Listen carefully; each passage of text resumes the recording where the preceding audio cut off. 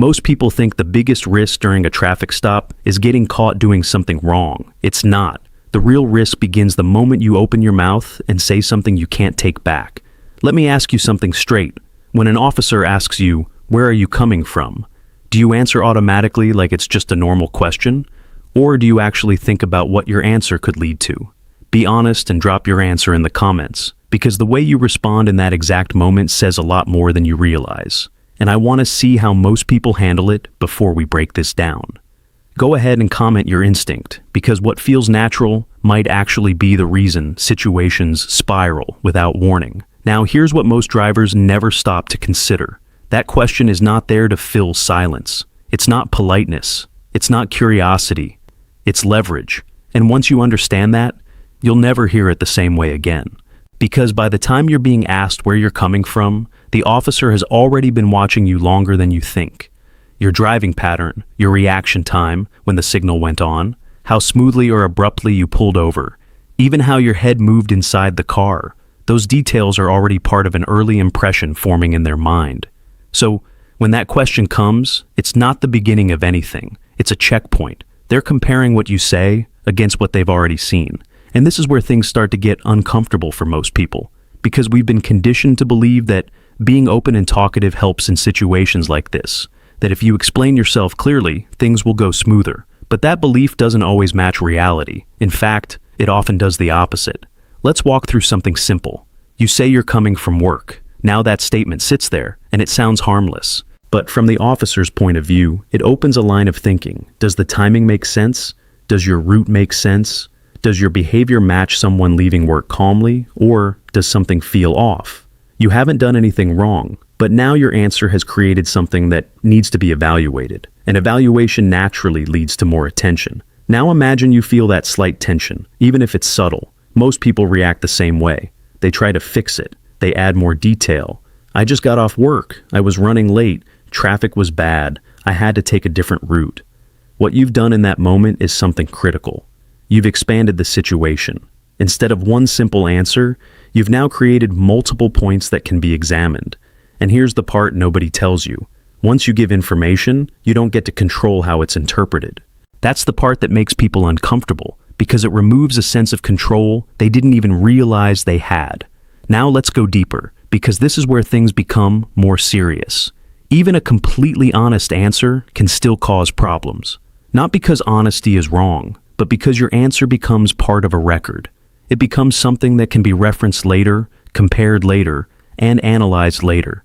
If anything about your situation changes, even slightly, that earlier statement doesn't disappear. It stays. And now it has context you didn't anticipate when you first said it. This is how small answers turn into big legal issues. Not instantly, not dramatically, but gradually, and by the time it matters, it's already too late to take it back.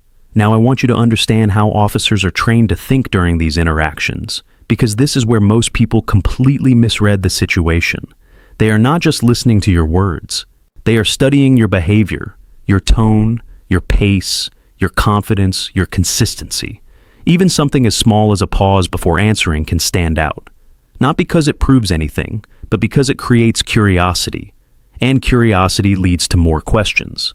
This is why trying to sound right often backfires, because when you're focused on saying the perfect thing, your natural behavior changes, your voice tightens, your timing shifts, your answers start to feel less natural, and that creates a subtle disconnect. Again, not proof of anything, but enough to change the tone of the interaction. Now here's the mistake that turns a simple situation into something much bigger. People assume they need to keep talking. They think silence is awkward, so they fill it. They think more explanation equals more clarity. But in reality, more explanation often equals more risk, because every additional word is another opportunity for something to be misunderstood, misinterpreted, or questioned. And once that happens, the direction of the stop starts to change. Let me give you a realistic scenario that plays out more often than people realize. A driver gets pulled over for something minor. They're calm, cooperative, and trying to be helpful. When asked where they're coming from, they casually mention they were at a friend's place and had a drink earlier. They say it lightly, almost as a way to show honesty. But now the entire focus of the stop shifts. The officer didn't need to assume anything. The driver introduced a new element themselves. And now that element needs to be addressed. That's how quickly things can change, not because of wrongdoing, but because of information. This is why experienced legal professionals often repeat one idea over and over again. Control what you say before it controls you. Because once your words are out there, they don't belong to you anymore. They become part of the situation. And situations can evolve in ways you didn't expect. Now, let's talk about something that most people never think about in these moments. You don't have to turn every question into a conversation. There's a difference between being respectful and being overly open. You can comply without over-explaining. You can respond without expanding. You can stay calm without trying to justify everything. And that balance is where things change. Because once you understand that you don't need to fill every silence, you start to approach the situation differently. You stop reacting automatically. You start choosing your responses. And that alone reduces the chances of things going in a direction you didn't intend. But here's where it gets subtle. This isn't about being defensive or uncooperative. If your behavior suddenly becomes unnatural, tense, or closed off, that creates a different kind of attention. So the goal is not to shut down. The goal is to stay steady, neutral, composed, to understand that not every question requires a detailed answer, and that not every moment needs to be filled with words. Because sometimes the safest thing you can do is simply not create more material than necessary. Now, think about that original question again. Where are you coming from? It sounds small, it feels routine, but it carries weight, because it's not just about the answer. It's about what the answer opens up.